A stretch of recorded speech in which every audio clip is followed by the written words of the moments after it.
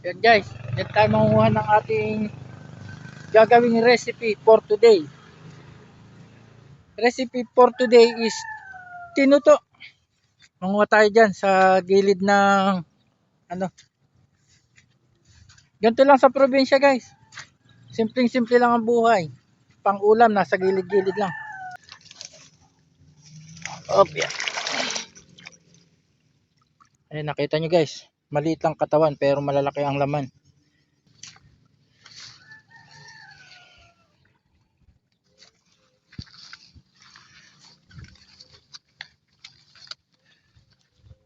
Ayan guys. Saktong-sakto na to. 4 na piraso pero ang lalaki oh. Ang lalaki ng laman. Ayan oh. Ayan at pinakuluan natin guys ang ating kinuhang gabi kanina. Ayan. Ayan nga't malambot na ang ating nilagang gabi guys. Ngayon na iset aside natin at para sa ating pagluluto mamaya. Ayan, ginayak na rin natin ang natin gagamitin sa ating recipe. Ang ating pangsahog, daing na isda. Press na press ang sahog natin guys. Napakasarap. Saka gagamit tayo ng luya, saka yung bawang at saka siling green at saka itong red. Siyempre, alam na. At saka ang ating gata. At siyempre ito naman yung pangalawang piga natin na gagamitin. Yan. Bukod nga pala rin sa kinuha nating gabi kanina guys, meron na tayong nakagayak na yung pinatuyo. Kasi mas maganda talaga yung pinatuyo yung dahon ng gabi. Ayan at kompleto na lahat. Kaya't samahan nyo ako guys. At iluto natin. Sunod na natin mga rekado. Ayan, yung lating luya. Para mauna na lumabas ang kanyang aroma. Sabay na natin itong ating mga bawang. Hindi na natin yan sila hiniwa ng pino guys. Dahil ibinabagay natin yan sa ating recipe. Dahil ang recipe natin yan ay tinuto, dapat may makikita tayong mga texture niyan mamaya.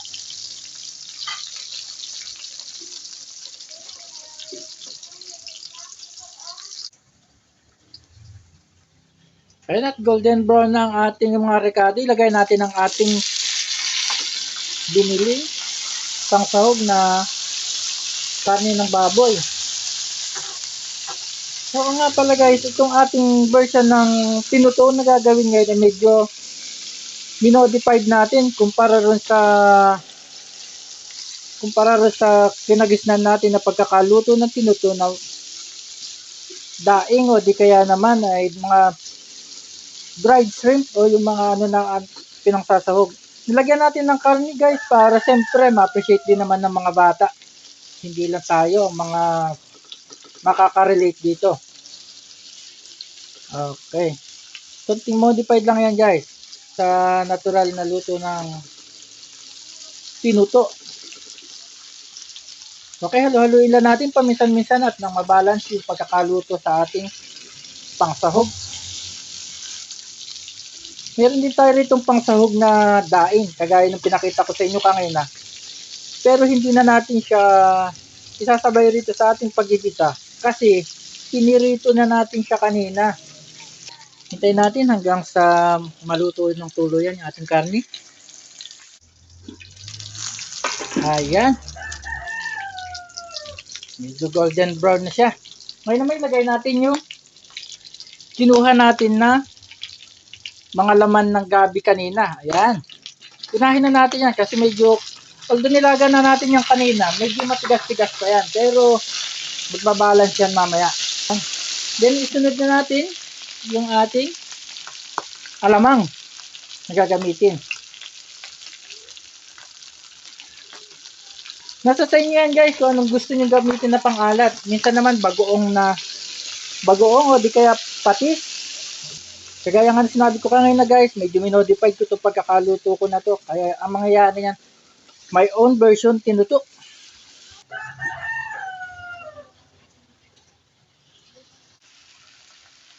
Ngayon naman ay ilagay na natin yung ating pangalawang piga na gata. Yan guys. Yan yung pangalawang piga na gata. na siyang magluluto ng tuluyan dyan sa ating recipe. Mamaya ilalagay natin yung purong gata na siyang magiging naman para maging mas creamy yung ating lutuin. Okay, takpan natin. 5 minutes. Ngayon naman ilalagay natin siya ng paminta at asin. Yun, muli halu-haluin natin para hindi siya dumikit sa ating pinaglulutuan. Lagyan na rin natin ng konting pampalasa. Siyempre, para maging kompleto ang lahat ng ating panglasang Pinoy. At ngayon naman, ilagay natin ang ating hinimay na daing, yung binili natin at piniritong daing kanina.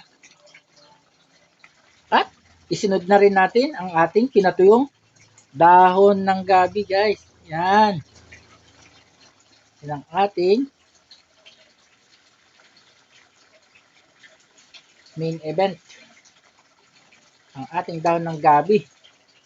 Pinatuyo natin yan para sa ganun hindi siya nagkakadurog-durog. O nga pala guys, itong recipe natin na to, hindi yan dapat hinahalo-halo para maiwasan natin na siya ay kumati. Ngayon, hintay natin siyang maluto at tatakpan muna natin siya mga 10 minutes.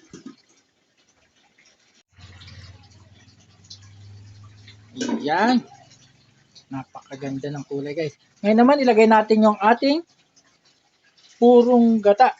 Yung ating kakang gata, ang tinatawag.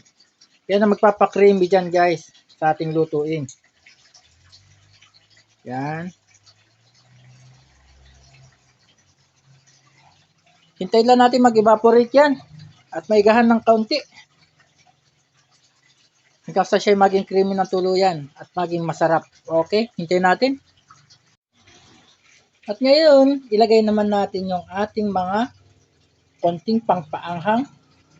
Siyempre, alam na. Normal yan sa ating recipe for today. Medyo may konting anghang. Panghuli ko lang siya nilagay para sa ganon, makontrol natin yung eksaktong anghang lang niya. At habang hinihintay natin guys na maluto ang ating recipe, samantalahin na natin, mag-shoutout tayo sa mga legit nating mga kaibigan.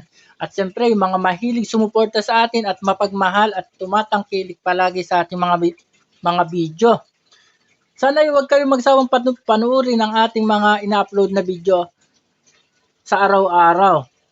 At shoutout din siyempre naman sa ating mga bagong follower at sa mga bagong mga star sender sa ating mga weekly task na siyang naging daan kung bakit tayo naging matagumpay ng mga nakaraang linggo dahil sa kanila. Maraming salamat po. At ganun din sa mga kaibigan natin na napakasisipag mag-engage sa ating mga video na sina Josel Sipansa, Nelson Labadan, Erwin Rotacio, Edong Vlog, Ugea Binilya, Marlon Ablao, at Oliver Ancheta. Maraming salamat sa inyo. Sana huwag kayong magsawang sumuporta sa akin. At ngayon ay tuluyan ng naluto ang ating recipe. Halina't ihayin na natin at tayo kumain na.